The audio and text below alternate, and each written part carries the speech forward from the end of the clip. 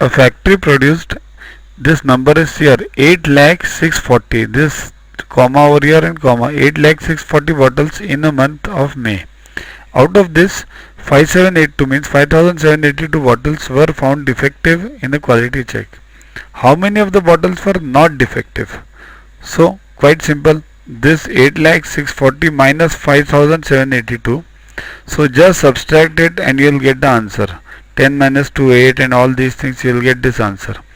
But doing it in exam is not this way. What you have to do is you have to save time. If you subtract this is 8 lakhs, and if you subtract 5,000 something, 8 lakhs minus 5,000 roughly, so it will be definitely 7 lakhs and something. Means 8 lakhs minus 5,000, it won't be less than 7 lakhs. So check if any number has a 7 at the beginning. So answer is A. Instead of doing all these, you can directly get the answer as 794. You need not look at these figures also then, because 8 lakh minus 5,000 will definitely not be less than 7 lakh something. So all these answers are gone. Only 794